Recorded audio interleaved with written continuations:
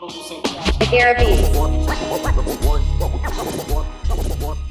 to another episode of Athlete Things. Today we have one of our Perf's very own coaches, but today she'll be starring as one of our guests. We've got Leanne Jackson. How are you today, Leanne? Hello, I'm good. How are you? I'm good. So Good. I guess this is going to be kicking off one of our series for Prep for Worlds, Junior Edition. So Leanne is a junior herself, and she came first in her weight class at Junior Nationals, and so she's secured a ticket for her to go to Romania this year. So I guess we'll be talking a bit about, your preparation, how things have changed since Nationals, and where you're heading essentially. But before we go into that, do you want to just talk a bit about, how you got into this sport? Because I know you started quite young and Yeah. you've gone to where you are now. Yeah, so I guess I have quite a bit of a background in a lot of different sports, right from when I was really young. And then I got into powerlifting in 2019. So or end of 2018, and I was 18. Okay. So yeah, so I pretty much started like right from juniors, and then I've gone through juniors, and now this is my last year as a junior. Yeah, so I guess my first year competing, I did 4 competitions, which was a lot. And then I kind of cut back a bit more as the years went on from there because it was just a lot. Yeah, for sure. Like you never really get time to decompress up if you're doing like 4 comps a year, right? That's like once every 3 months, Yeah, I essentially got prep after cooked. prep. Yeah, Yeah. it was a lot. Okay. But I think just starting out, like, I don't think I'd actually change it because it allowed me to like experience multiple comps right at the start of my like powerlifting journey. So I kind of like got into it really quickly. Yeah, for Yeah, sure. which was quite good. When you're young You too, right? mentioned, Like when you're young, you probably, I mean, you're still young, but you can feel like you just go back to back. Like with those comps, you probably don't get as gassed as you Yeah, probably do now after competing. So you probably have a bit more steam just to go, all right, another one, another one, another one. So yeah. yeah, it's good to get that experience. Yeah, I think as well, like not being as strong, you can kind of just keep doing comps more. Whereas like Yeah. now I feel like I get pretty cooked from doing a comp, yeah, both like physically and mentally. you're able to hit a PR every time you step on the platform. Like don't have to think about it too hard. You just rock Yeah, up and hit a PR. It's good that's it. times. It's fun. You Yeah. mentioned before that you played multiple sports before you started powerlifting. Yeah. What kind of sports were you playing before powerlifting? Yeah. So I did gymnastics since I was 2 years old till I was about Yeah. 14. So that kind Okay. of like really established my myself as an athlete. Like I kind of grew up doing that, and like being an individual sport as well, you have to have that drive yourself. So I think that's where I got a lot of my traits that I now take into powerlifting. Um, and then I did rugby league as well. So I played rugby league for like 3 years, 3 or 4 years. Yeah. Yeah, and then Okay. I got into powerlifting. Yeah, so you've gone through both ends of the spectrum, both like a very individual sport and both a team-based sport. Yeah, And it's yeah, it's come back full circle now. that's Like it. you've must have picked up a lot of traits, especially like you've said, it's been like 12 years of gymnastics and it's very individual focused. Yeah. How do you what traits do you feel like have been the ones that have carried on the most, especially going into powerlifting? I think having big one is like discipline. So like right from a young age, you have a coach and they help you develop this discipline within your sport. So it's like you're training long hours and it's like you're working towards like a competition as well. So I think that's a big one. And then I guess like mental resilience as well. Yeah. And Yeah. just like being in an individual sport, you don't have people that you can lean on as much. Like you're the one that is performing at the end of the day. Yeah, I think there's for a lot sure. of characteristics from gymnastics and powerlifting to kind of draw from too. Like the fact that it's kind of just you and you only that you got to kind of worry about. Yeah. You can't really worry about anyone else because you got referees or judges that are going to dictate your score at the end of the day. And we have the same as powerlifting. Whereas like if we can go like individual sports where you're versing another person, which is completely unpredictable. Yeah. I think that's a big thing that you definitely would have carried over. In a competition, it's like you've got the judges in front of you, but they're judging you subjectively. So it's like the exact same as powerlifting, where it's like you get a score or you get a white light, but it's subjective to the ref in front of you. Yeah. So it's kind of interesting how it's quite similar in that way. I think another trait that you would have picked up as well is just ability to be able to be coached as well, because gymnastics is going to be a much more technical sport, and like, you know, there's much more instruction involved, I guess. Whereas now you've come into powerlifting, you've learned the framework of how to learn and pick up these technical skills. So you like, it's probably helped you learn and pick up powerlifting a lot quicker. Yeah, definitely. I think as well, like the biggest thing with powerlifting is you start to become more autonomous as an athlete, which I'm starting to learn more and more. Whereas I guess my like growing up doing gymnastics, it's like you get told what to do. So that's another big difference. But yeah. Especially from 2 years old, right? Like most 2-year-olds are bloody in a sandbox picking up their toes, and you're in the gym getting told by a coach to stand on your hands and do something this way or this way, you know? So right from a young age, like you said, you've been coachable in terms of having someone to tell you how to do something or what to do. Yeah. And you're not just in the sandbox playing with your little castle. Yeah. Well, the whole reason was I just kept jumping off things. So they thought, may as well just put it to good use. Yeah, right. Now you don't jump anymore. No jumping. Just 2 feet stuck to the ground. Yeah. Okay. What made you how'd you get into powerlifting then from the start? Like, did someone kind of invite you to a gym, or you just kind of found it through social media, or? A lot of it was social media. And I was like kind of intrigued to see what it actually was. And I just thought like getting stronger is cool. So I just want to be strong and see what I can do.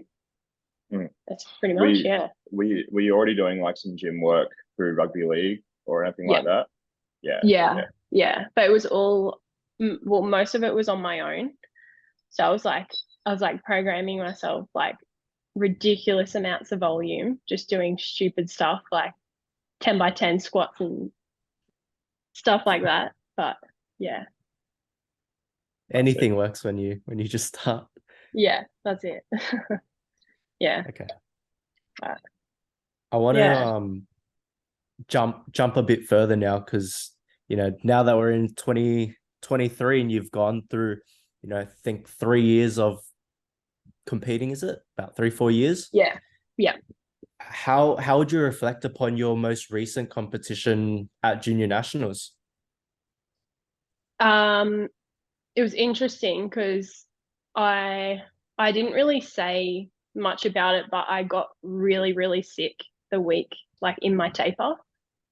And I think that actually was a really good lesson that I learned to, like, just for me as an athlete, like I'm not one to just give up or stop. So I literally got to the point where I couldn't move. So I couldn't get in the gym for my last session. But like I still went out there and I actually ended up doing like all right considering. So yeah, like my performance wasn't where I wanted it to be because of that, but I was happy with my bench, but that was kind of about it in terms of the lifts individually. Yeah. Was that session you missed like a session during your taper before comp, or was it like one of the main ones? No, it was in the taper. So it was like, I think it was my last session before competing. So I ended up having to do it the day after rather than the scheduled day because I couldn't move. And that would have pushed things back a little, right? Yeah. Okay. Yeah. Fortunately, it was still a performance that allowed you to punch your ticket into going to Romania. Yeah, that's it. Which it's is like huge. I wasn't not going to compete. Yeah. So Did you feel like you were the favorite, or it was something that you were expecting the result before you went in? I had confidence going into it for sure. So I guess that's another thing. Like I wasn't necessarily worried about the outcome. Like I had that confidence behind me. Yeah. If we roll back, right, let's roll back to states. Do you feel Yeah. like you learn a lot from states in that competition? And I guess that head-to-head kind of battle you had with Beth Parker, a lot in that competition itself and that prep after you learn a lot leading internationals, just to kind of block everything out? Yeah, massively. Like that was the turning point for me to change my mindset. Like you have to have confidence going into it. Yeah. Because I know going into states, like I had a lot of doubt in myself as an athlete. So I was like, enough is enough, and I have to be able to change this so that I can actually like have confidence in myself on the day. Yeah. Yeah, 100%. I think if we have that little inkling of doubt that just kind of creeps in at all, like I believe as athletes, we're pretty much done. You're not going to win then. Yeah. We just can't let it happen. We just need to be like oozing confidence all the time, have proper belief in ourselves, because if you don't have belief in yourself and your ability, then you're probably going to come out the other end not on top, right? Yeah, that's it. I think, getting sick was like a little reminder to be like, not a reminder, but like a challenge to see whether I can actually continue this confidence in, or is it actually going to do the opposite and like affect my confidence and like drop me down. But I feel like I was able to control it a lot better. Which is something I learned. That's it. It's very similar to kind of what happened with me for Open Nationals when I did my back. I think one of the main things Steve said to me straight away was, it's now a character building week. Like it's no longer about 3x3 at 60% or whatever you've got on your taper, like that session that you couldn't do. It doesn't matter. It was about getting like your head right, even though you were sick, to give yourself that confidence that you could still get up there on the Saturday and perform like you did. So it just shows massively like, we can do as much as we can in terms of, training preparation, have a taper dialed in to the T.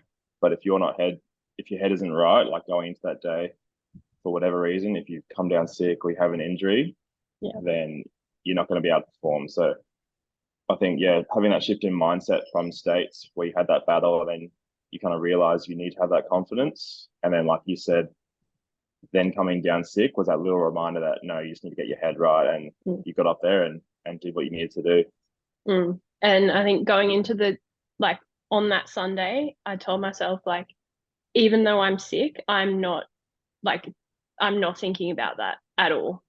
Like I'm there on that day and I'm not, pretty much just shutting it out. Yeah.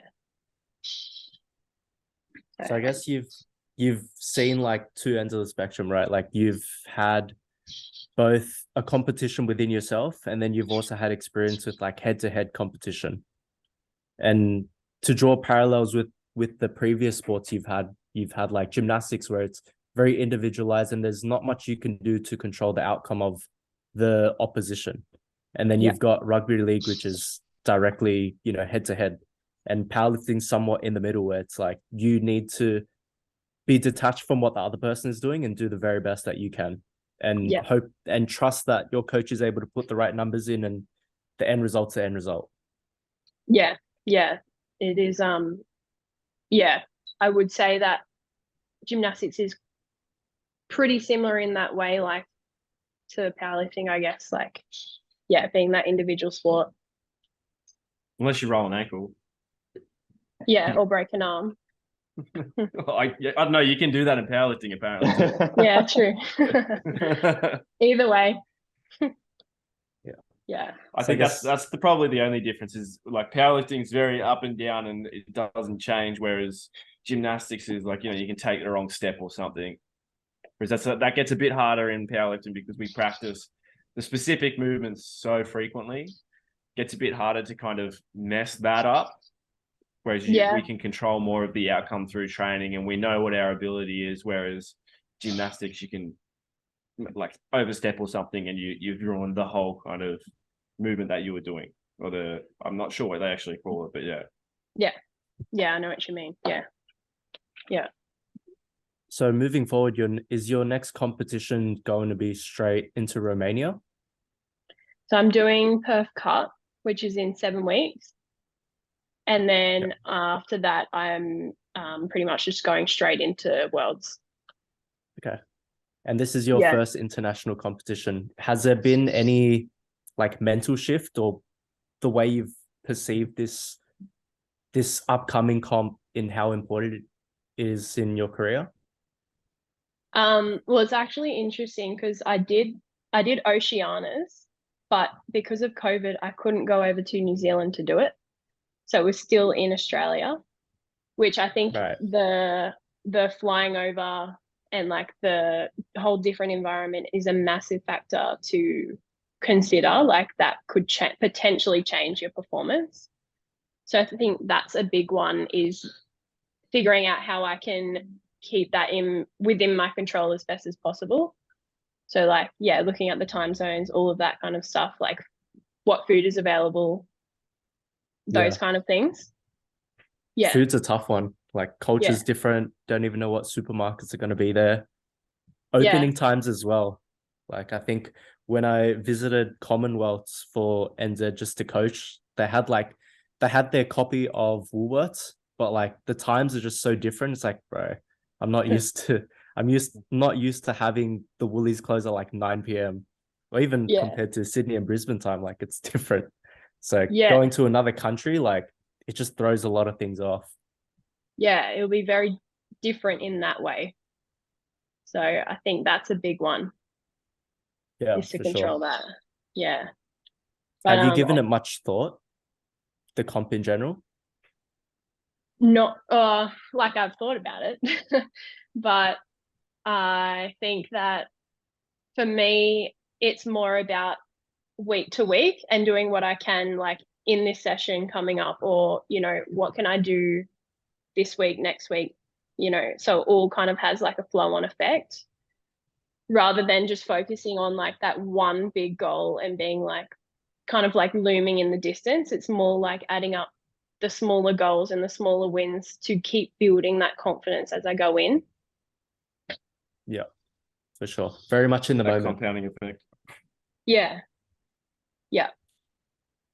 Otherwise, I've found that like if I'm looking at such a big goal too far in the distance, it sometimes feels like more overwhelming for me.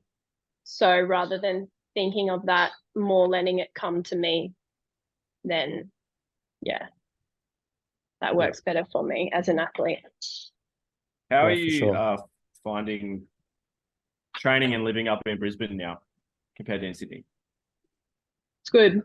It's much better. I feel, well, my training is going really good. And I think a lot of it is because, one, I've put myself in an environment where I can push myself more. I'm not saying like I couldn't push myself in Sydney, but I think like there was a lot of external variables that I had to really work around and control more. Whereas now it's like I feel a lot more in control of my performance. Yeah. I feel like it's like, I'm not going to say our environment's better, but there's a big group of us that are all kind of striving for the same thing. And I guess Danny feels that as well, maybe at Omega as well, because everyone's kind of pushing every single session. Yeah, I think you don't realize how much of a difference it actually makes. Like going from, I thought that I liked training on my own, but I think that it definitely helps having people who are as serious as you to help push you and just be in that same environment. Even at competition, like at Worlds, you're going to be around the same sort of people. So it's like you're kind of like at the end of the week when you have like your bigger session, you're pretty much simulating that every week rather than, you know, getting to the competition and never having experience like being around higher level lifters. Yeah. Mm. It's good having people around you that match the energy or like the standard of what you're trying to reach, right? Like, because I feel in the past when you're surrounded with people that are very like-minded, you can just sort of allow yourself to just be yourself and push as hard as you think the standard needs to be. Whereas if you're around people that aren't as serious about it, like you kind of need to, I guess, hold yourself back, or there's a feel that you might need to for whatever reason.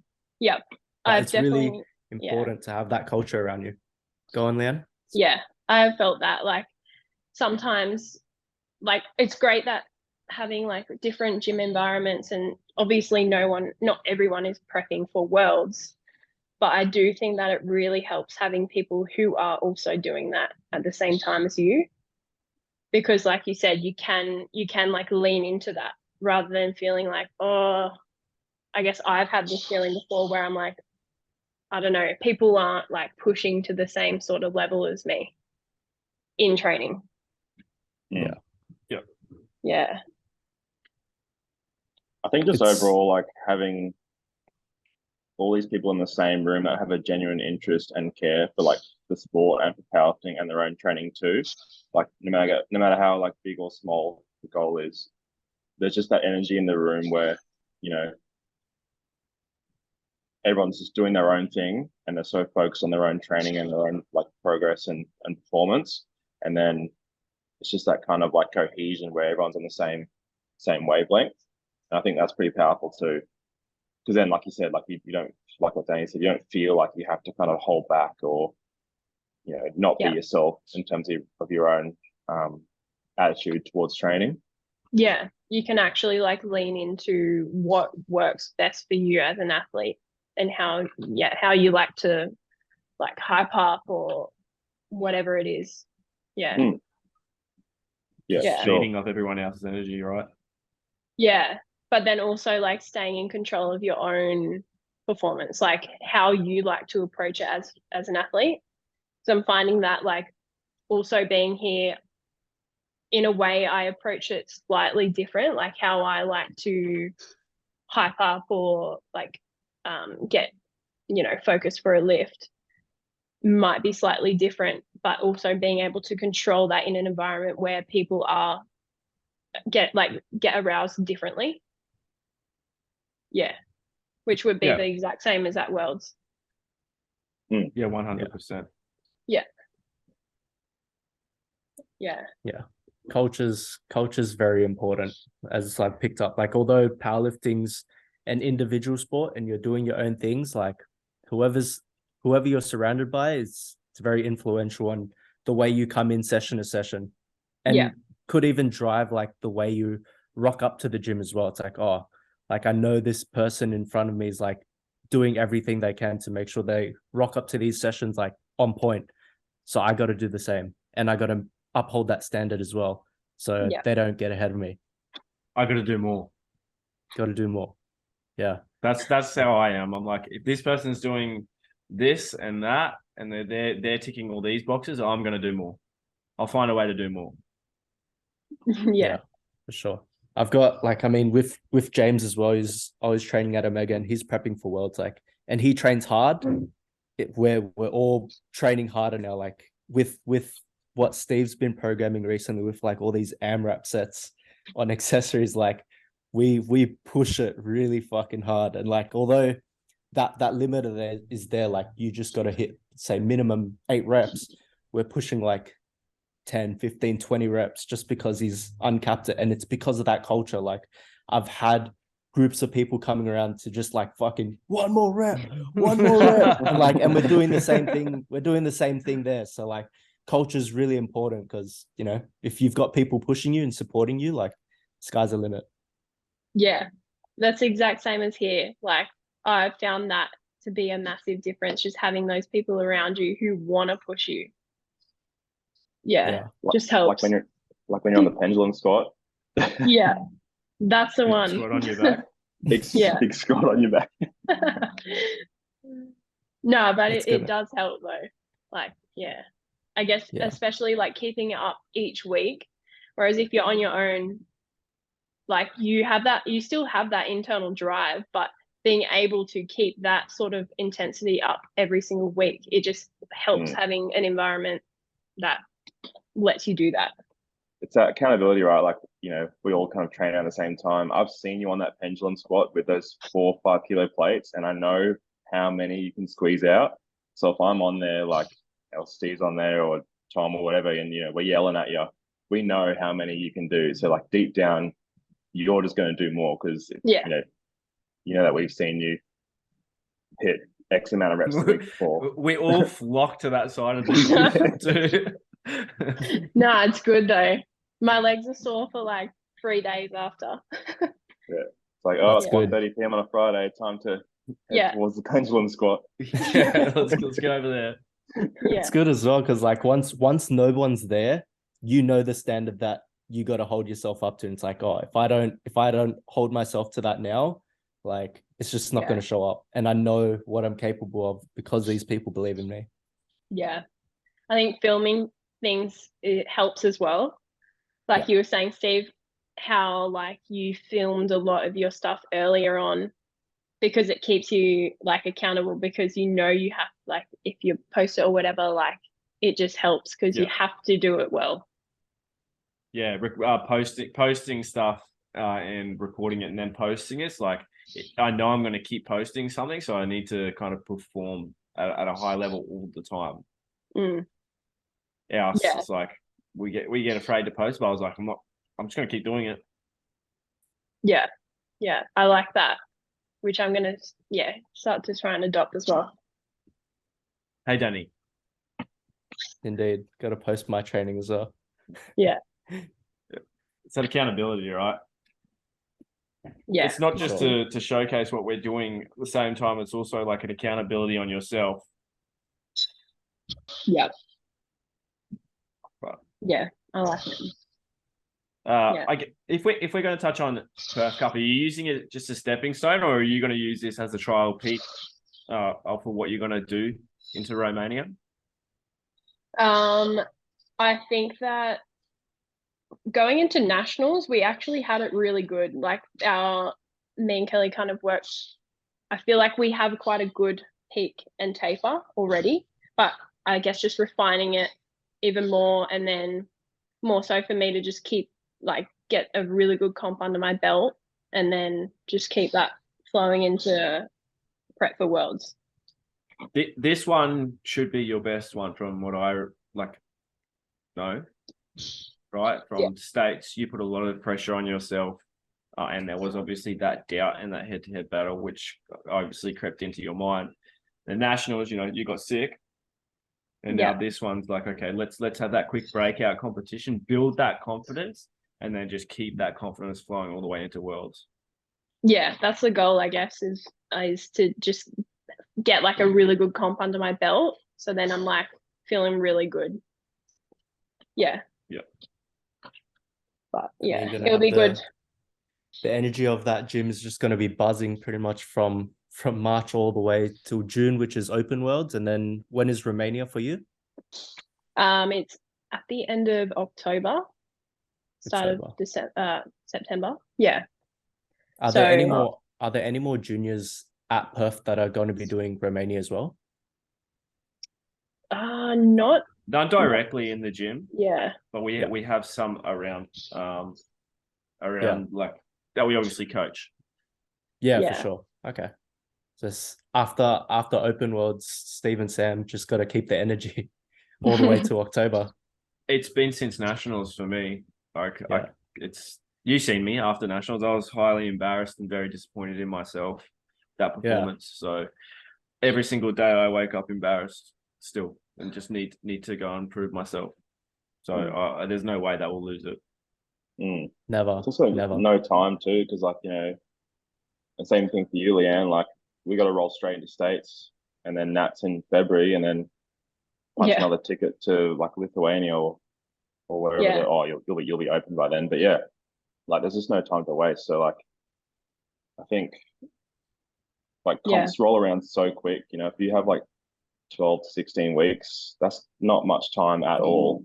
So like there's no real time to waste. You just got to get straight back on the horse. I know. Yeah. It's pretty crazy. And then I think as well, like this year, even though obviously I'm pushing for junior worlds, like I feel like this is going to help me level up even going into opens next year. Oh yeah, for sure. So it's like huge platform for experience. Yeah.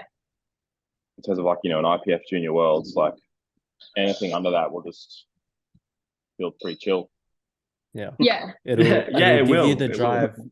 It'll give you the drive to keep wanting to get back there as well. Yeah, that's So it. It's like, like I'm not stopping just because I'm like going into opens kind of thing. Yeah. I've had this feeling since nationals, right? Like I know I said I was very embarrassed with my performance and disappointed with my performance, but I knew like, okay, since then, like this prep now that I'm in or going into worlds is the prep that I've been prepping for 7 years now. That's the way that I've felt since like, okay, I've locked it in, I'm going. Now this is the, like, it's been 7 years of prepping for this point. So it doesn't matter what happens. There's no way the energy will drop. I come in sore, my hamstring will go again. It doesn't matter. This is the one that's all of this has built up to this moment. Yeah. So I wasn't lucky enough to be able to do juniors or anything. So and it's funny because this will be my first international competition too. Yeah. I think, well, it's interesting as well, like for you, it would be, I wonder, like, are you putting, because you're saying you have 7 years to this moment, like, do you put pressure on yourself for that? I know that I can't control anything. I know how strong the people are in my weight class. And I don't care. I still believe if I can get myself 100% healthy, that I will be up top. Yeah, fair enough. And I think that's what we touched on earlier, just having that confidence. And I truly believe that too. Yeah. But I honestly, like, based on what I've done, I believe if I'm healthy, if I get healthy and stay healthy, then I will be up top. Yeah. Just to touch on that, you're doing another comp before that as well, right, Steve? If it gets released, yeah. Effectus, if I believe. Yeah, if I just got to wait and see if they actually release the dates or release the competition. So I'm not sure. How are you approaching that one? Because I know every single comp you've done, you know, like you're giving it everything you've got. And do you feel like if you were to give a prep such as that, where you're really like pushing it, would it affect you going into the worlds? I don't think so, and I still will give it everything I got if I do it, because obviously of my nature, and also the fact that I'm giving every single training session everything that I got at the moment, so it doesn't really matter. I'm going to be where I'm going to be on the 1st of April. If that's when it gets released, I can't change that because I'm giving every session everything, and it doesn't matter how strong I'll be. I may not be my 100% strongest just because of the last few months, but I'll be in as strong as I possibly could be on that day, and I will give everything to that competition because that will be the goal then. And I also need to rebuild that confidence. Not confidence, I guess, more get rid of the embarrassment that I felt from nationals. Yeah.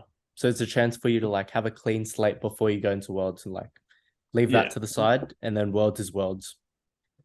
Yeah, really prove myself, because the last 2 competitions before that I did injured as well, but they were really good performances. The nationals it was a shit show, really. I wasn't happy with anything. Yeah. Okay. Well, I think that about covers everything we had, Leanne. Thank you for jumping on, and hope to have you in more future podcasts. Yeah, And thank you. We'll start the road to Junior Worlds with all our other juniors from Performotion. Yeah, which will be good to get them on as well. Yeah, as we're leading into it. For sure. Cool. Awesome. Thank you. Thank you. Sweet. Thank you.